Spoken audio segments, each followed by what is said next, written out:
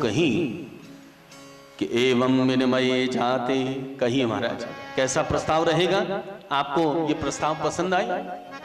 सुखदेव जी ने जैसे ही ये प्रस्ताव सुना, परीक्षित के सामने ही और देवतागणों के सामने ही अट्टहास लगाकर हंसे। अरे देवतागणों, तुम महामूर्ख हो। किस वस्तु की तुलना किसके साथ में की जानी चाहिए ये शायद तुमको ज्ञात नहीं है। अरे कहीं कांच की तुलना मणि के साथ में की जाती है, कहीं गंगा जल की तुलना मदिरा के साथ में की जाती है? नहीं की जा सकती है। और अगर नहीं की जा सकती है तो तुमने उस कथामृत की तुलना इस स्वर्ग के अमृत के साथ में कर कैसे दी?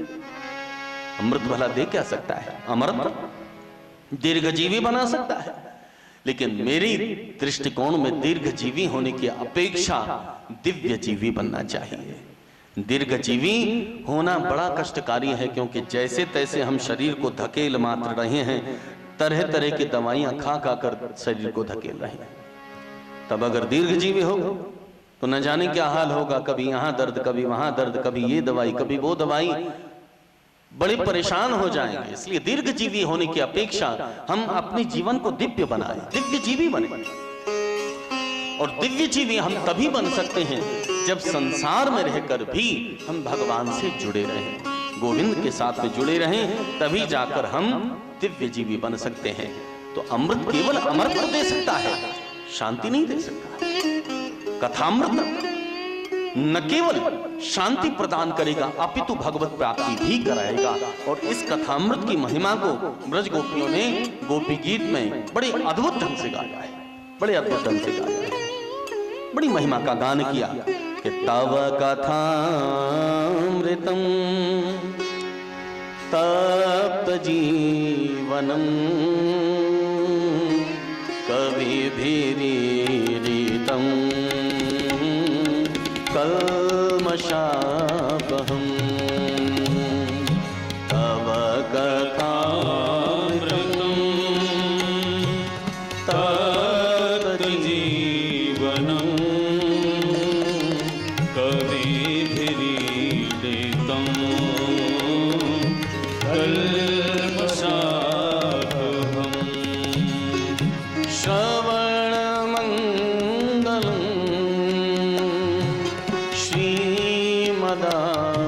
ततम् भुवि गृह्णन्ति ते भूरिदा जना। श्रवणमङ्गलम् श्रीमदाततम् भुवि गृह्णन्ति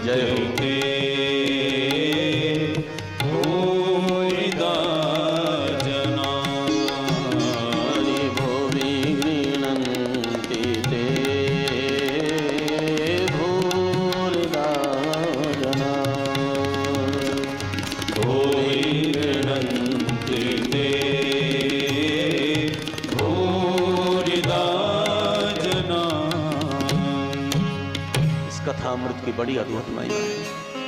गोपियां गायन करते हुए कहती हैं कि तव कथामृतम न धरायाः अमृतम इति अधरामृतम। ये कथामृत है, धरा का अमृत नहीं है, स्वर्ग का अमृत नहीं है, ये अधरों से निकला हुआ है, इसलिए अधरामृत है।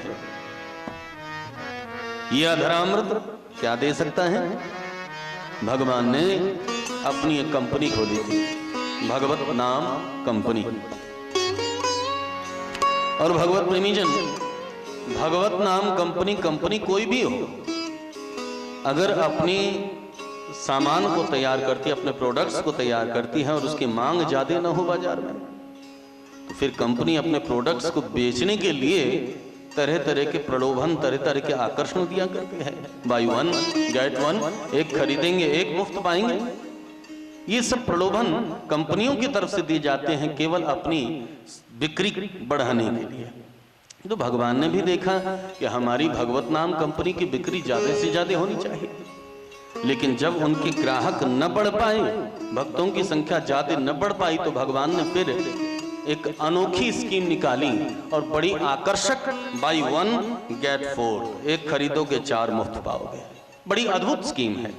ऐसा शायद जगत की कोई कंपनी कर पाई या न कर पाए, लेकिन हमारे प्रभु ने किया कि बाय 1 गेट 4, एक खरीदोगे 4 मुफ्त पाओगे। केवल एक कथामृत को अगर श्रवण करोगे तो 4 चीजें मुफ्त पाओगे। क्या क्या? तप्त जीवनम कल्मषापहम श्रवण मंगलम श्रीमदाततम। केवल एक कथामृत को श्रवण करोगे तो त्रिविध ताप नष्ट हो जाएंगे, आध्यात्मिक, आदि दैविक और आदि भौतिक। और दूसरा, कल्मषापहम, जितने पाप हैं, और वो भी एक जन्म के नहीं, अनंत अनंत जन्मों के जितने पाप हैं, केवल एक कथामृत के श्रवण मात्र से भस्मीभूत हो जाते हैं। श्रवण मंगल। तीसरी उपलब्धि, ये वो उपलब्धि है जो संसार में शायद कोई भी शास्त्र, कोई भी साधन, कोई भी अनुष्ठान न दे पाए, और वो केवल भगवत कथा ही है। वो कौन सी है? श्रवण मंगल। सुनते मात्र ही जीव का मंगल हो जाए, ऐसा कोई साधन, दूसरा साधन नहीं हो सकता है। बाकी के दूसरे साधन आज आप अनुष्ठान करेंगे, उसका फल आपको मिलेगा अवश्य, क्योंकि भगवान के लिए किया हुआ कर्म कभी व्यर्थ नहीं जाता है। ध्यान दीजिएगा, प्रेम से बोले श्री राधे। कभी व्यर्थ नहीं जाता है। आज नहीं तो कल मिलेगा अवश्य, लेकिन आज का कलिहत जीव तो इंस्टेंट रिलीफ चाहता है कि तुरंत गोली खाई तो तुरंत दवा काम करनी चाहिए, कारगर सिद्ध होनी चाहिए। कल का भरोसा किसने है? कल की प्रतीक्षा किसके पास में है? कल का धैर्य हमारे पास में नहीं है। हम तो अभी अगर कथा श्रवण कर रहे हैं तो मंगल भी हमारा तुरंत ही होना चाहिए। तब ब्रज गोपियां कहती हैं, फिर घबराते क्यों हो? आओ भगवत कथा को श्रवण करो और श्रवण मंगलम, मंगल के विशाल पिटारे को अपने साथ में लेकर चले जाओ। देरी नहीं है यहाँ पर, कल का प्रतीक्षा नहीं है। आओ अभी सुनो और अभी लेकर चले जाओ। ये वो अद्भुत स्कीम भगवान ने चलाई है कि मंगल भवनय मंगल हारी, मंगल भवनय मंगल हारी, मंगल भुवनय मंगल हारी, मंगल भवनय मंगल हारी। द्रवं सुदशरथ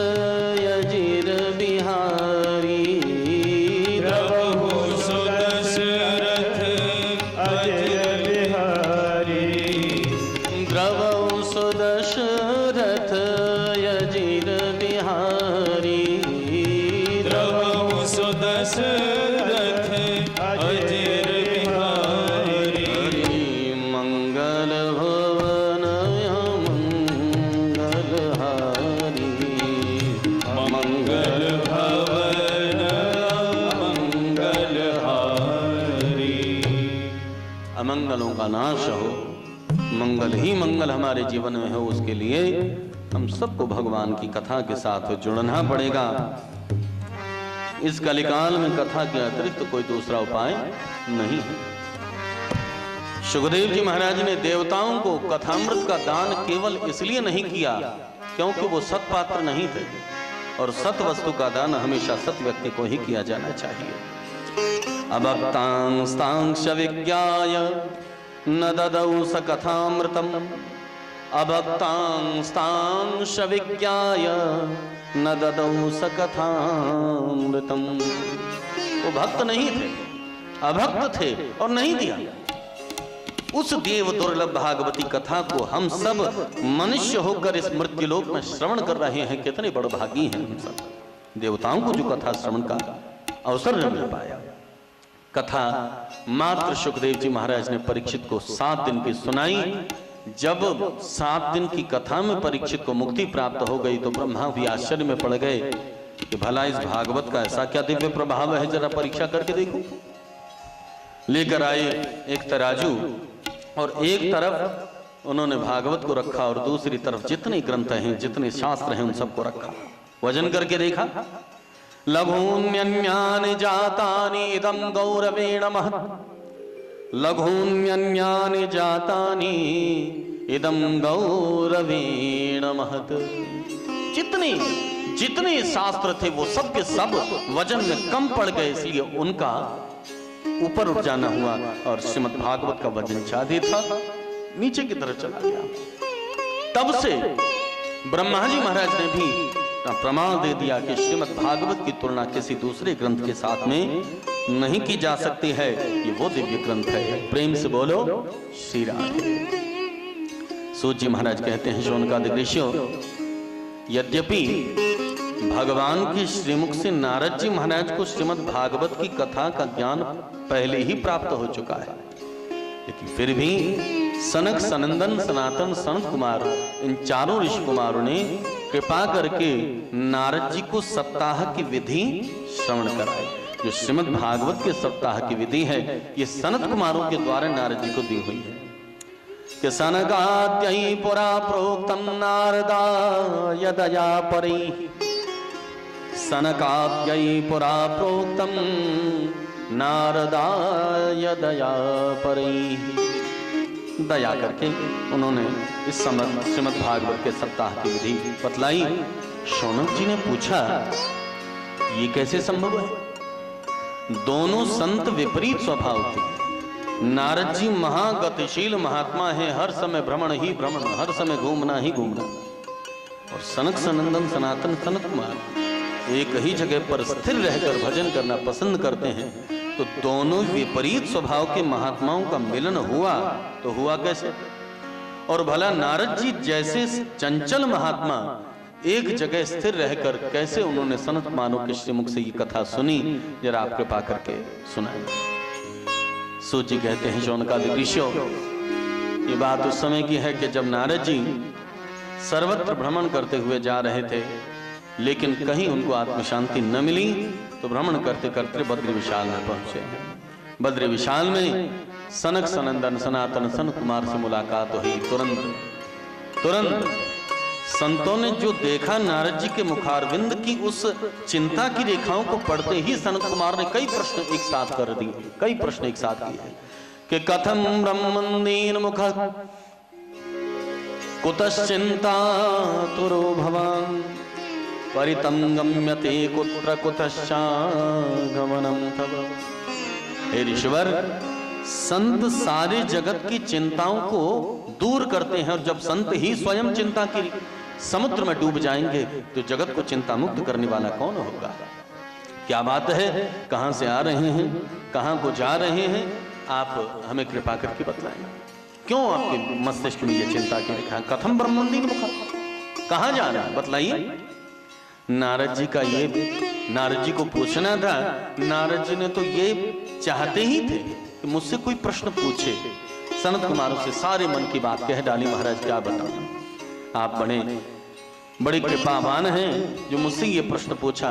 मैंने तो ये सोचा था कि पृथ्वी सर्वोत्तम है, क्योंकि जहां पर मनुष्य शरीर को धारण करके नर से नारायण बन सकता है केवल अपनी साधना के द्वारा, तो ऐसी साधना की पृष्ठभूमि में मैं जाकर देखूं, हो सकता है मुझे आत्म शांति मिले। लेकिन सच बताता हूं, मुझे कहीं भी आत्म शांति न मिली। मैंने सर्वत्र भ्रमण करके देखा। कहां कहां गए? हरिक्षेत्रम कुरुक्षेत्रम श्रीरंगम सेतुबंधनम एवमादिषु तीर्थेषु भ्रममाण इतस्ततः। हरिद्वार गया, कुरुक्षेत्र गया, श्रीरंग गया, सेतुबंध रामेश्वरम गया, लेकिन ना पश्यम कुत्रचित् शर्म मन संतोषकारकम। कहीं भी मन को संतोष प्रदान करने वाला ये शांति न मिली। कहीं भी न मैंने किसी गृहस्थ को सदगृहस्थ देखा, न कोई ब्रह्मचारी है, न कोई गृहस्थ है, न कोई वानप्रस्थी है, न कोई सन्यासी है। चारों तरफ अशांति ही अशांति। भगवान के धाम में जाकर देखा तो वहां और ज्यादा अशांति। तब मेरे मन को बड़ा कष्ट हुआ। क्या करूं? जिस खोज में मैं यहां पर आया वो खोज ही मेरी पूरी नहीं। क्या करूं सोच रहा था, तभी मन में अचानक एक विचार कौंधा कि चलो भगवान की नित्य रासस्थली वृंदावन धाम में जाकर देखो। हो सकता है कि वृंदावन में जाकर मुझे आत्म शांति मिल जाए, जिस आत्म शांति की खोज में मैं सर्वत्र भटक रहा हूं। चलो ऋषिवर, मैंने मन में ये विचार बनाया, और विचार बनाकर जैसे ही मैं वृंदावन की पावन भूमि में कदम रखे हैं, कल्लोल निनादिनी कालिंदी का कलरव करता हुआ वो कल करता हुआ वो जल उसके किनारे से मैं जैसे मेरा चित्त सब कुछ प्रसन्न चित्त हो, हृदय भाव दूर हो,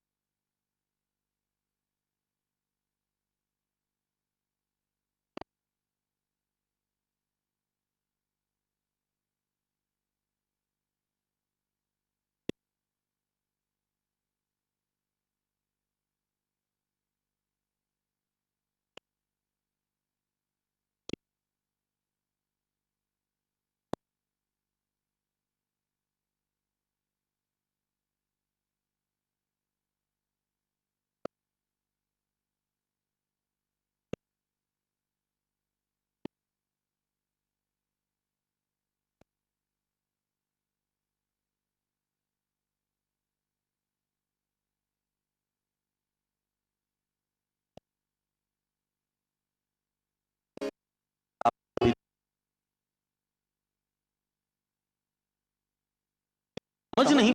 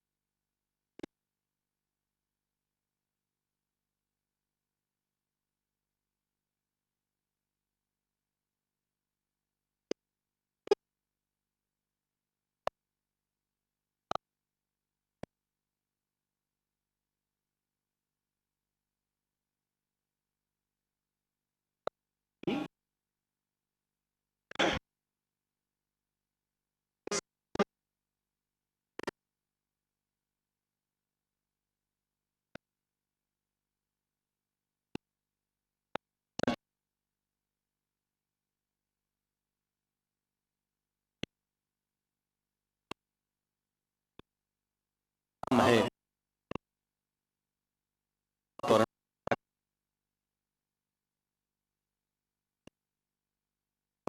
है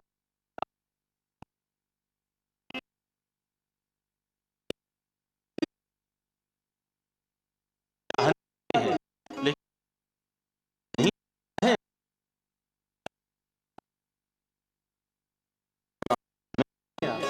आपके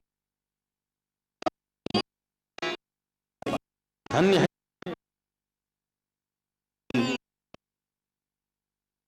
ही तो मीरा जी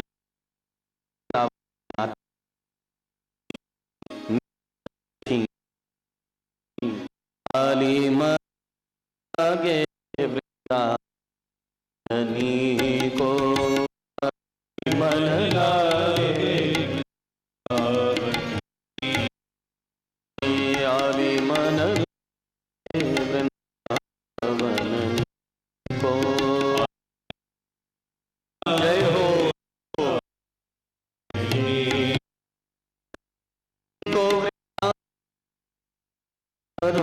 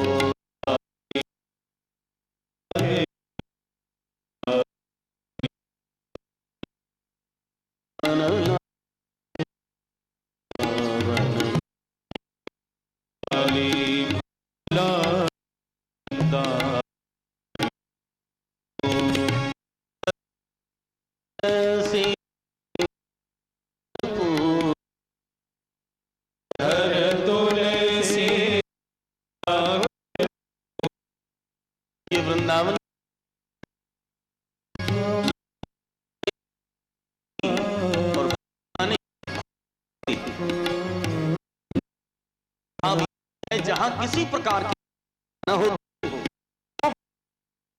और इस वृंदावन वर्णन श्री शुकाचार्य जी महाराज शब्दों में किया कि वृंदावन के पशु भी यहां पर भी माने संतों का निवास हो, संतों का डेरा, जहां संत हर पग पग को मिलेंगे और संत रूपी मार्गदर्शक जिसके जीवन में आ जाए उसे गोविंद के पानी में देरी नहीं है। ऐसा वो दिव्य वृंदावन धाम है।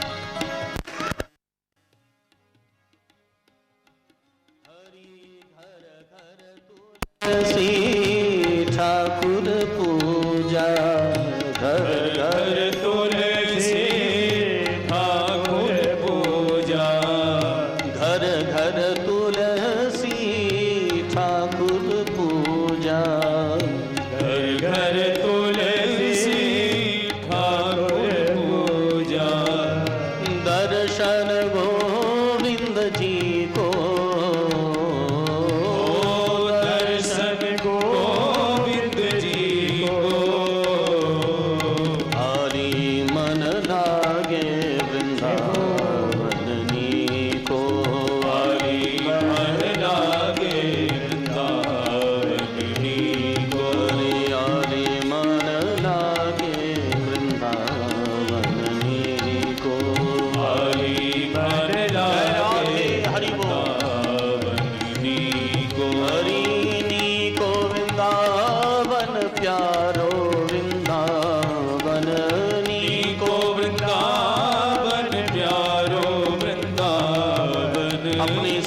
और मन को ही वृंदावन बनाकर वृंदावन की पावन भूमि में प्रवेश करें। श्री किशोरी जी की कृपा से अभिषिक्त इस पावन भूमि में प्रवेश करके स्वयं को अब भक्तिमय बना लें।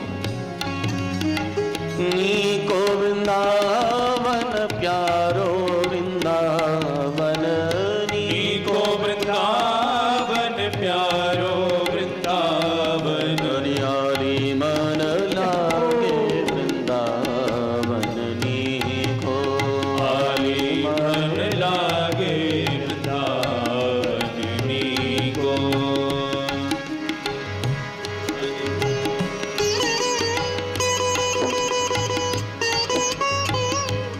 श्री राधे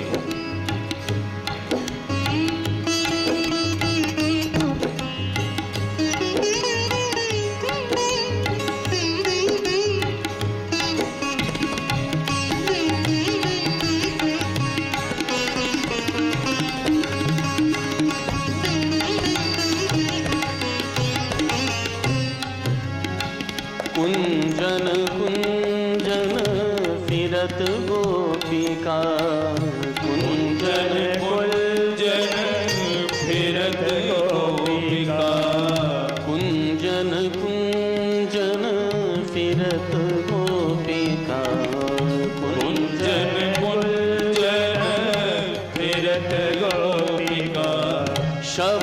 सुनत मुरली को आली मन शब्द सुनत मुरली को आली मन लागे वृंदावन को आली मन लागे वृंदावन को हरियाली मन लागे वृंदावन को आली मन लागे वृंदावन को हरि मन लागे वृंदावन को बोलिए वृंदावन बिहारी लाल लाल की जय राधा रानी सरकार की की जय। वृंदावन की पावन भूमि का संस्पर्श इतना पवित्र और मंगलमय है कि देवी आप तरनी हो गई, लेकिन कष्ट करने की, खेद करने की आवश्यकता नहीं है। आप भक्ति हैं और शायद आप अपनी महिमा को नहीं जानती हैं। भक्ति के अंदर कितनी बड़ी शक्ति है, ये शायद प्रभाव ही आपको ज्ञात नहीं है कि त्वं तो भक्ति प्रिया तस्य सततम प्राणतोधिका त्वया हूतस्तु भगवान याति नीच ग्रहे स्वपि। जानती हैं भक्ति देवी, आप जिसके घर में, जिसके हृदय में विराजमान हैं, फिर प्रभु को ये देखना नहीं पड़ता है कि ये नीच का घर है या किसी ऊंच जाति के व्यक्ति का घर है। फिर भगवान कभी नहीं देखते हैं कि ये रैदास चमार का घर है या सतना कसाई का घर है। जहां भक्ति है वहां भगवान को जाना ही पड़ेगा, अवश्य जाना पड़ेगा। त्वया हूतस्तु भगवान याति नीच ग्रहे स्वपि। नीचों के घर भी केवल आपके होने के कारण गोविंद को जाना पड़ता है। इतनी बड़ी शक्ति आपके अंदर में है, इतना बड़ा प्रभाव आपके अंदर में है। शायद आप इस बात को नहीं जानते। मैं बतलाता हूं कि भगवान के चरण कमलों का ध्यान करने से बड़े बड़े दुख, बड़े बड़े विपत्ति नष्ट हो जाते हैं। आप भगवान का स्मरण करें। मैं इस बात का वचन आपको देता हूं कि इसी कलयुग में मैं जब तक आपको घर घर में, जन जन में प्रतिष्ठित नहीं कर लूंगा, तब तक मैं हरि का दास नहीं। तस्मिन् स्वां स्थापयिष्यामि गेहे गेहे जने जने। और अगर मैं ऐसा नहीं कर पाया तो तदा ना हम हरे दासों में हरि का दास नहीं। मुझे कुछ और नाम रख देना, कुछ भी दूसरा नाम रख देना। नारद जी ने इतनी बड़ी बात कह डाली कि आज भक्ति के कष्ट निवर्तन की बात को स्वीकार तो कर लिया, लेकिन करें कैसे, करें कैसे। ये विशाल बीड़ा उठाकर नारद जी चल पड़े जिन संतों के पास